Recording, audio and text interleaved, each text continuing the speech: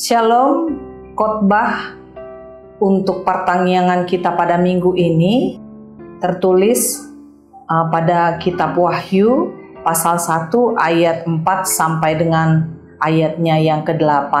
Tetapi sebelum kita mendengarkan khotbah pada saat ini, kita berdoa. Kasih karunia yang dari Allah Bapa itulah kiranya yang menyertai kamu sekalian. Amin. Firman Tuhan buat kita tertulis dalam kitab Wahyu pasal 1 ayat 4 sampai dengan ayatnya yang ke-8. Demikian bunyinya. Dari Yohanes kepada ketujuh jemaat yang di Asia Kecil, kasih karunia dan damai sejahtera menyertai kamu dari Dia yang ada dan yang sudah ada dan yang akan datang, dan dari ketujuh roh yang ada di hadapan tahtanya, dan dari Yesus Kristus, saksi yang setia, yang pertama bangkit dari antara orang mati, dan yang berkuasa atas raja-raja bumi ini. Bagi Dia yang mengasihi kita, dan yang telah melepaskan kita dari dosa kita oleh darahnya, dan yang telah membuat kita menjadi suatu kerajaan, menjadi imam-imam bagi Allah Bapanya. Bagi Dialah kemuliaan dan kuasa sampai selama-lamanya. Amin. Lihatlah, Ia datang dengan awan-awan, dan setiap mata akan melihat Dia, juga mereka yang telah menikam Dia, dan semua bangsa di bumi akan meratapi Dia. Ya, amin. Aku adalah Alfa dan Omega, firman Tuhan Allah yang ada dan yang sudah ada dan yang akan datang, yang maha kuasa. Demikianlah bunyi firman Tuhan. Bapak, Ibu, saudara-saudara yang terkasih, kasih karunia dan damai sejahtera bagi umatnya, memastikan bahwa Allah bersama-sama dengan umatnya sekalipun menghadapi masa ujian yang paling berat. Kuasa Allah menyelamatkan orang-orang percaya dan ada kepastian bahwa Kristus adalah Sang Saksi Allah yang setia dan yang terus mengasihi kita. Kuasanya yang dahsyat adalah nyata, dan karyanya menyelamatkan orang-orang percaya dan terus nyata melalui segala sesuatu yang Ia sedang kerjakan dan selamanya Dia akan kerjakan bagi orang percaya. Dengan setia Yohanes bersaksi tentang wahyu yang telah diterimanya. Ada kekuatan penghiburan sekaligus peneguhan yang disampaikan kepada umat Tuhan, bertitik tolak dari hubungan antara Allah dan umatnya dengan mengedepankan kedaulatan karyanya. Saat Yohanes menerima penglihatan atau visi rohani yang kita sebut dengan wahyu ini, Yohanes sedang terbuang di pulau kecil bernama Patmos karena mempertahankan imannya kepada Yesus Kristus. Saat itu Domitianus menjadi penguasa di kerajaan Romawi yang berlangsung di tahun 81 sampai tahun 96. Kaisar Domitianus ini merupakan penguasa yang sangat kejam, bengis. Dia sangat membenci orang-orang Kristen dan menindas serta membunuh banyak orang-orang Kristen pada masa itu.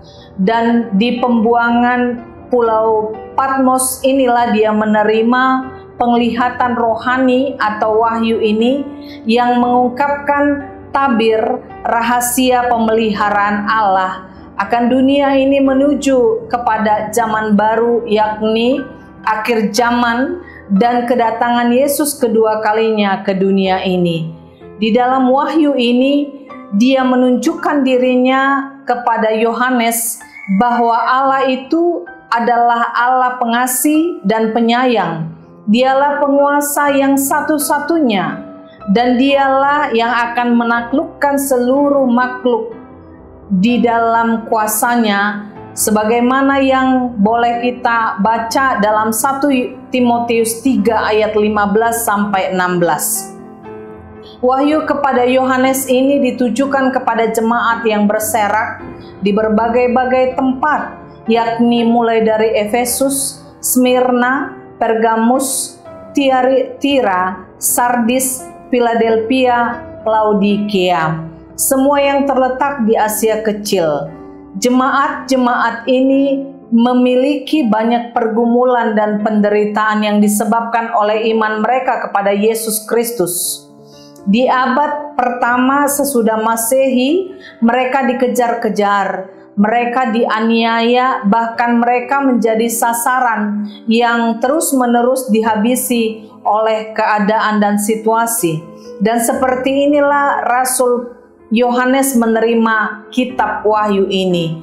Dalam keadaan yang begitu, dia menerima kitab Wahyu ini. Wahyu ini memberikan peneguhan iman baik bagi Yohanes yang sedang mengalami cobaan berat di Pulau Patmos itu, dan penguatan iman kepada umat di 7 jemaat yang saat itu sangat menderita oleh antikristus, namun mereka tidak surut dalam iman kepada Allah. Dengan meyakini kuasa daripada Tuhan, maka jemaat menerima wahyu ini, bahkan orang percaya di sepanjang zaman termasuk pendengar firman Tuhan pada saat ini. Maka kita akan dimampukan bertahan di saat menghadapi kemelut dan perjuangan iman sehingga dapat menyaksikan kuasa Tuhan kepada sesama manusia. Wahyu ini dapat menambah keyakinan, pengharapan, dan kesetiaan kepada Tuhan, menyaksikan imannya dalam setiap situasi dan kondisi dengan mengandalkan kuasa dan campur tangan daripada Tuhan. Apa sebenarnya isi wahyu ini? Pada ayat yang keempat, Yohanes mengawali surat yang berisi wahyu Tuhan ini dengan berisi salam dan ucapan berkat, dan menekankan bahwa wahyu ini bukan surat pribadinya. Meskipun dia mengatakan dari Yohanes, tetapi dari siapa dia melanjutkan? Dari Dia yang ada, yang sudah ada, dan dari yang akan datang, dari ketujuh roh yang dari hadapan tahtanya. Istilah ketujuh roh muncul di beberapa tempat lain dalam Wahyu 3 ayat yang pertama, Wahyu 4 ayat 5, dan Wahyu 5 ayat 6. Sebutan 7 roh ini pastilah mengacu kepada kesempurnaan dan pemenuhan kuasa roh Allah yang nyata pada kehadiran Roh Kudus. Kemudian pada ayat yang kelima dan ayat yang keenam, Yohanes melanjutkan salam dengan ucapan dari Yesus Kristus saksi yang setia, yang pertama bangkit dan dari antara orang mati dan berkuasa atas raja-raja di bumi.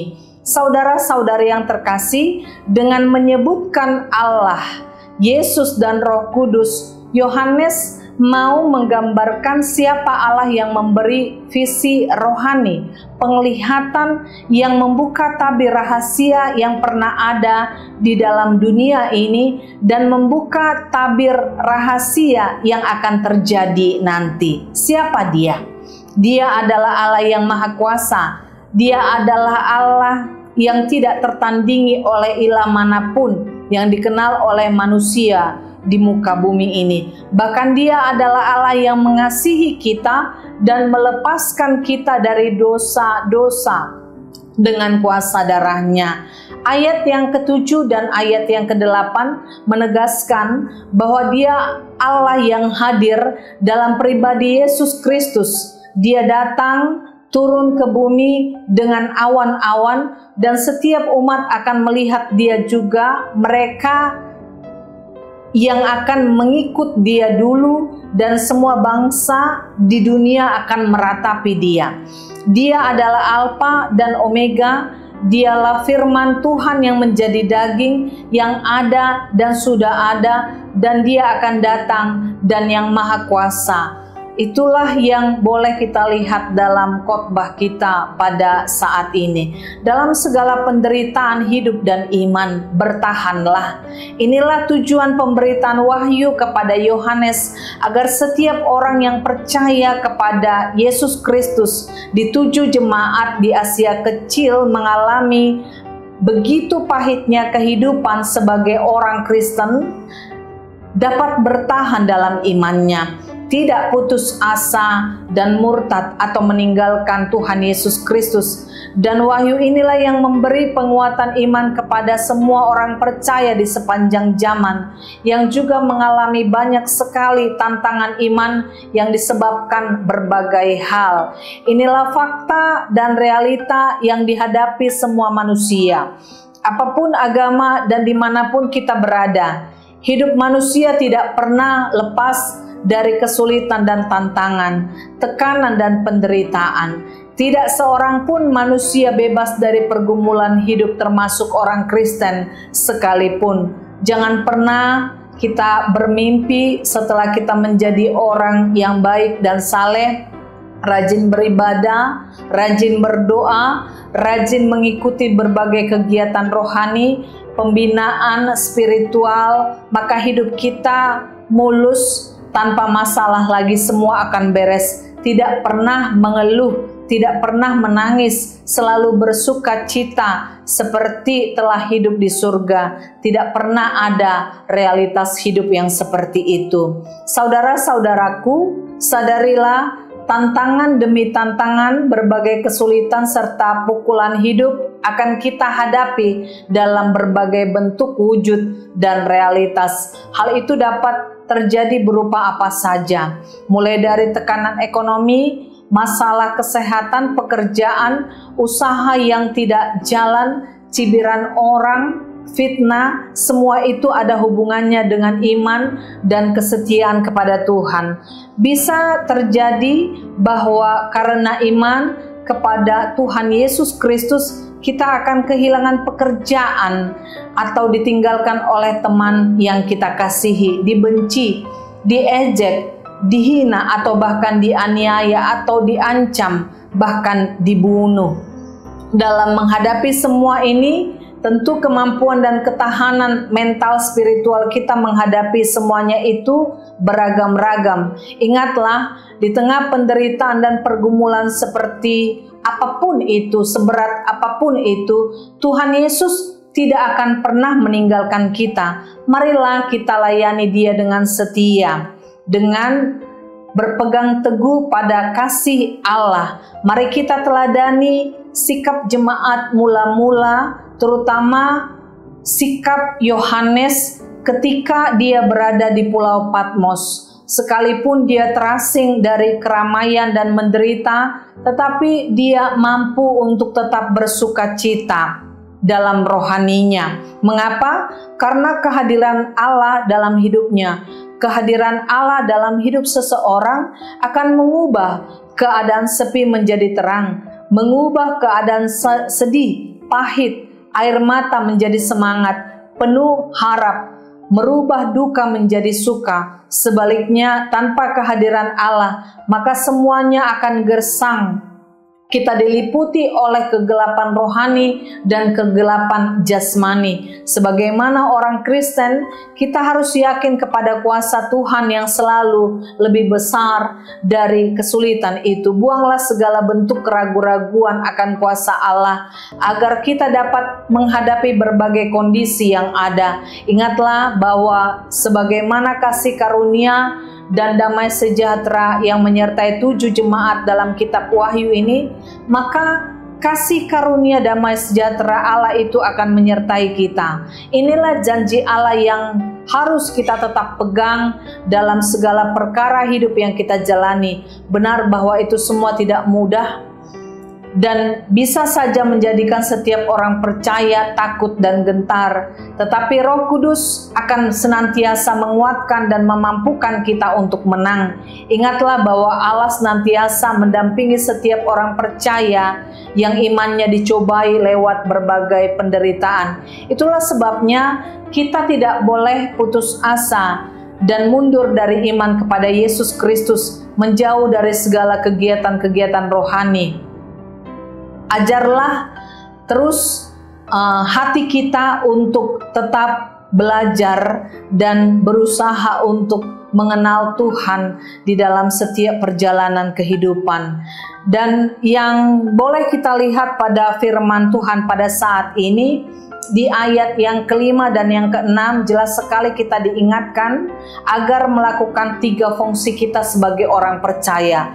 Yang pertama, meniru Yesus Kristus sebagai saksi bagi Allah, dan kita harus saksikan itu. Dan yang kedua, Allah sudah membuat kita menjadi suatu kerajaan. Jarang sekali istilah ini kita temukan. Allah sudah menjadikan kita menjadi imam. Dan yang ketiga, itulah yang diingatkan pada kita bahwa kita harus menjadi imam di tengah-tengah dunia. Mari kita camkan ketiga tugas hakikat kita di hadapan Allah sesuai dengan ayat yang kelima dan yang keenam. Bapak, Ibu, saudara-saudari yang terkasih dalam nama Tuhan Yesus Kristus, hiduplah dalam pengharapan. Kita punya Allah yang adalah Alfa dan Omega. Aku adalah Alfa dan Omega, firman Tuhan Allah, yang ada dan yang sudah ada dan yang akan datang dan yang maha kuasa. Ada 2 hal yang penting dalam ayat 7 dan ayat yang ke-8. Pertama, Allah akan turun dari awan-awan, dan dalam diri Yesus Kristus itu adalah Alfa dan Omega. Apa yang terkandung dalam ayat ini? Setidaknya ada 2 gambaran yang mengajarkan kita untuk mengerti tentang keberadaan diri Yesus Kristus yang adalah kekal dan hingga kekal. Yesus Kristus itu sudah ada sejak awal, Alfa, dan sampai akhir pun Dia tetap ada atau Omega. Yesus itulah yang menciptakan alam semesta, dan Dia jugalah yang menguasai dan menjaga, memeliharanya, menunjuk kepada kuasanya. Kuasa Yesus tidak terbatas dan tidak dibatasi oleh waktu, baik di masa lalu, masa kini, dan masa yang akan datang. Di dalam segala waktu dan kondisi, kuasa Yesus itu hadir dan bekerja baik di dalam hidup kita dan di tengah semesta ini. Dan melalui ayat ini kita tetap diingatkan bahwa otoritas Allah, otoritas Yesus itu tidak ditemukan oleh manusia, tidak ditentukan oleh manusia, penguasa dunia, raja-raja di dunia. Mereka mau menerima atau tidak, itu tidak akan pernah mengurangi otoritas dari Yesus Kristus di tengah-tengah alam semesta ini. Sekalipun manusia tidak percaya kepadanya, Mesias tidak akan pernah berubah dan tidak membutuhkan pengakuan manusia. Kepribadian ini mendorong kita untuk tidak meragukan kuasa, otoritas, keilahian daripada Yesus Kristus. Dia adalah Tuhan dan Dia adalah Alfa dan Omega. Sebagai orang percaya, kita mengetahui bahwa yang menguasai masa depan adalah Yesus Kristus. Dialah yang menguasai baik masa lalu, masa sekarang, dan masa depan. Dia kekal selama-lamanya. Dia adalah Tuhan yang akan menang atas segala kejahatan dan memerintah segala sesuatu. Allah yang maha kuasa dan Allah yang maha kekal. Amin.